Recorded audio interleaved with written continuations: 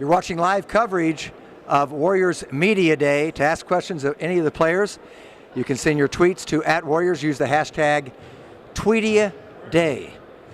David Lee, welcome back to another NBA season. You're used to these training camps, and you're used to the media days. And we've got some tweets for you, but tell me what you've been doing this summer. I'm working hard. As you know, I had surgery after the season, so the first half of the summer was spent kind of rehabbing. And then did a little bit of traveling and had some fun, but for the most part was back in the gym and getting excited for a big season. Where'd you travel this summer? Traveled all around the country, spent some time at my home in St. Louis, where I'm from, spent some time in the Bay, some time in LA and New York, and then made a couple trips overseas, most recently to Taiwan with Jeremy Lin. We did a basketball camp over there. So had some good times, but like I said, I've been working my butt off, getting ready for a great season.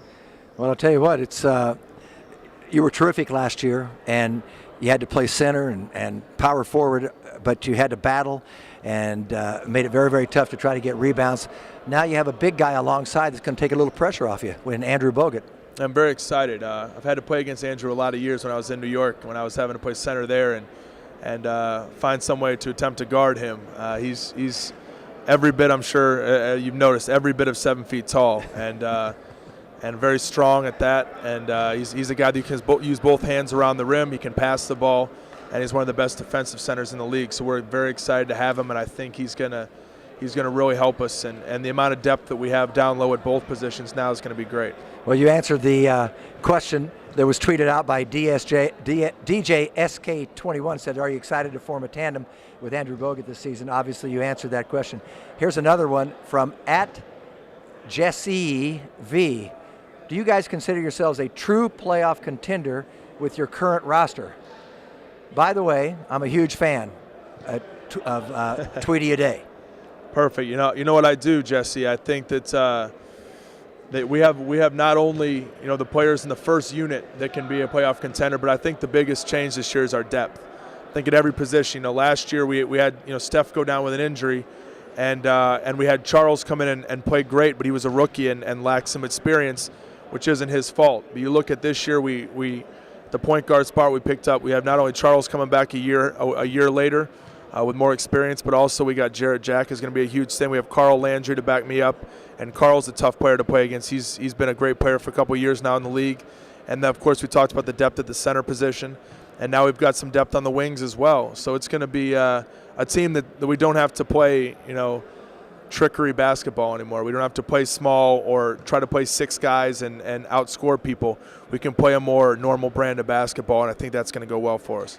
Looking back on your career and all the teams that you've been associated with, and the Knicks, obviously, and now the Warriors, is this the best team put together on paper that you've played with, you would say? Yes, absolutely. Unfortunately, you said it. It's on paper. We need to go out there, and it's always nice on media day to talk about the optimism with the team, but I think that we got a great group of guys. We got a hard-working group of guys. We have a very talented roster, but now it's a matter of going out there and finding a way to put that together to get wins, because there was a lot of games last year, that we didn't have nearly the firepower we do this year, that we were right in the game with 5 minutes to go and we weren't able to get it done. So that's got to turn around this year, and it starts from us.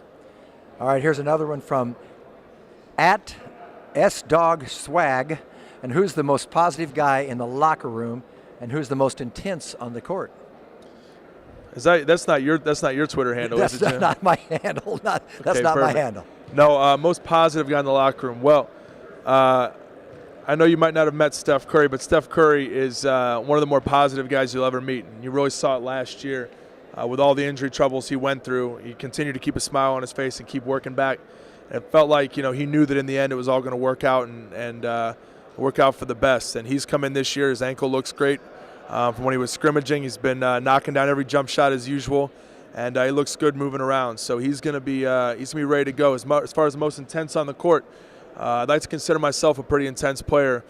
But if another guy, playing against Andrew Bogut, me and him, like I said, have had our battles. And Warrior fans, you're going to like when you see him on the court. He's a guy that doesn't put up with much from the opposing team, to put it nicely.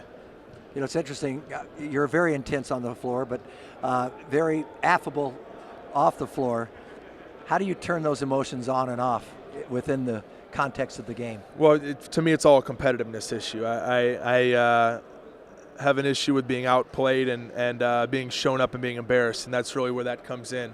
Off the court, I'm not too easygoing, but I'm I think a pretty friendly person overall. But on the court, I think I'm quite the opposite. And whether it's getting angry with the opposing team, our own players, or the referees, I find a way to be competitive out there, and I try to use it all to our team's advantage.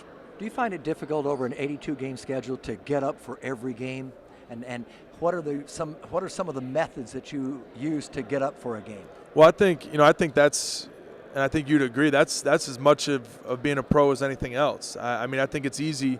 There's anybody in the league of the 500 players or whatever it is can play well 15 games out of the year and have a hot night. But it's the consistency that's very important. That's the most difficult part, is being consistent, and those nights where your knee is sore or you haven't gotten a lot of rest because your team's been traveling or there's stuff going on off the court, is to find a way to come on the court and to be successful and to help your team win. And to me, it's always, a fear of failure is my biggest thing. I'll have 5 or 6 good games in a row, but I think you have 5 or 6 good games in a row and you have that one bad game, people tend to remember the bad game. So to me, it's always you're only as good as your last performance, and trying to keep that consistency. Bill Bradley wrote in his book, Life on the Run, that when you're on the road sometimes and you've had 4 games in 6 nights, which will happen, that you've got to get up, and he would pick out a beautiful woman in the stands to play for. And I've done that myself. And sometimes it might be you engage with a young, a 10 or a 12-year-old kid. Maybe he gives you a stick of gum, you put it in the sock, and you say, okay, the first free throw, I'm going to pull that out and stick it in my mouth. And you kind of, to get motivated, anything to get motivated. You use some of those tactics? Right. My biggest thing is just